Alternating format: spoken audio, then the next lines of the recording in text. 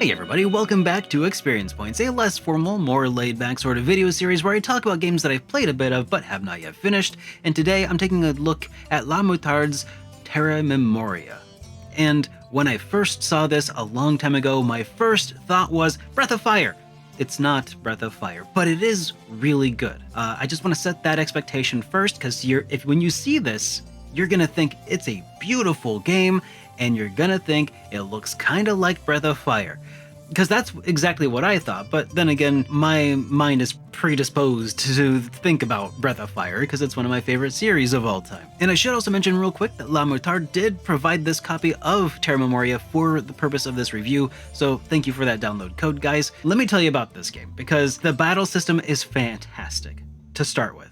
It is wholly unique. There's no MP, but you have a party full of mages, okay? Let's just start with this. There are three main attacking party members, but you have three other party members. They can cause effects on your primary casting mages, and who they team up with at the beginning of the battle is kind of randomized. So while you only have 6 characters, you effectively have 9 different combinations of party members, because that's how they work. They work as combo party members.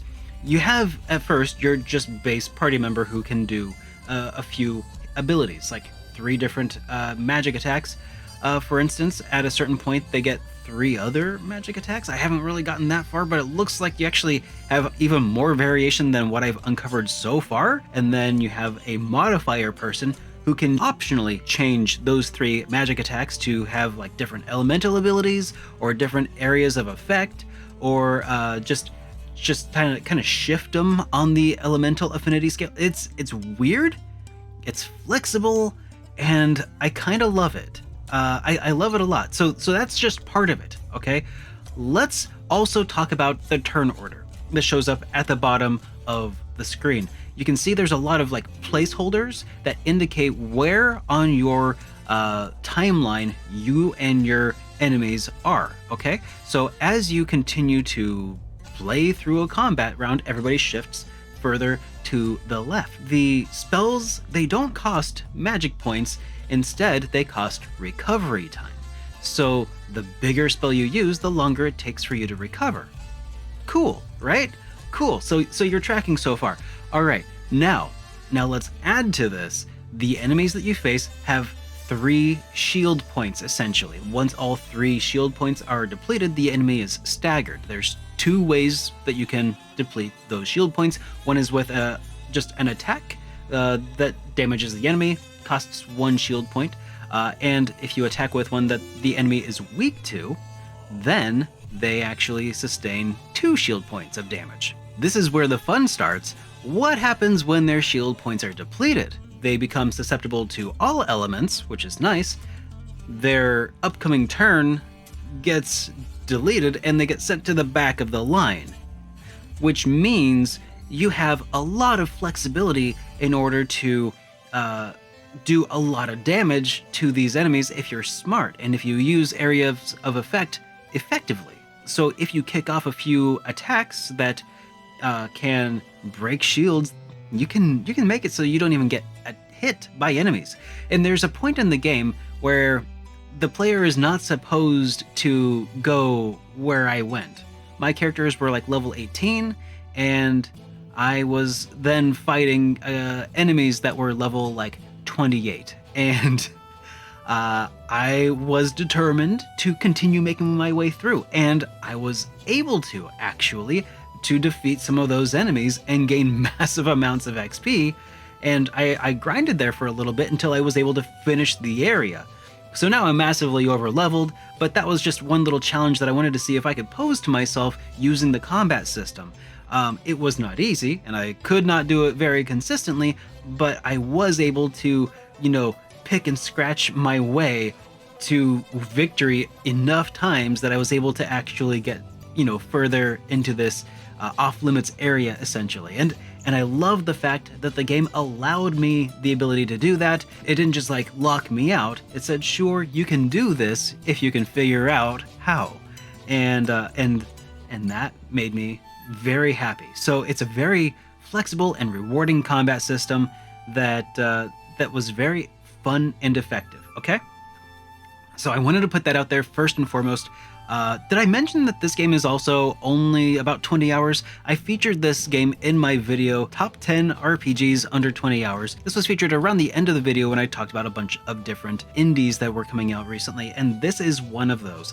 Now, the 20-hour thing is for the main story, though if you do a lot of side content, that can extend your playthrough quite significantly, of course. The quest system is really nice to have. It keeps a really good track of like everything that you're doing in the game. So each objective that you have from various side quests that you might have picked up, or main quest lines, or sub portions of those main quest lines, you always have something you can refer back to that kind of reminds you of all of the different side quests you're juggling, because you will be juggling quite a few at a certain point in the game. Once things really open up, you might have like 4, 5, 6, 7 different side quests that are kind of like pulling your attention in different directions, or nested quests. So it can be a little bit difficult to keep track of that all, but luckily you really don't have to, because the game has a solid, I don't want to call it, it's not a journal system, but it's a system where you'll find a quest that has a few different placeholders, I guess, for where you can get like little completed stickers that fill in as you complete various steps on the quest, which is very nice to have. Visually, the game is freaking phenomenal, as you can no doubt see. The music is also, it is outstanding, and the localization is the only part where I feel like I can say that I have some nitpicks. Nothing specific though. This was made by a French team of developers, so as a result, it had to be localized here into the West, and that French to English localization is at times a little bit rough, and it's hard to pinpoint like one specific thing, but sometimes there's just some phrasing that didn't quite align. It could use a little extra polish just to smooth over some of the rougher edges, and I feel like the story overall is interesting, but it has a little bit of a rough start.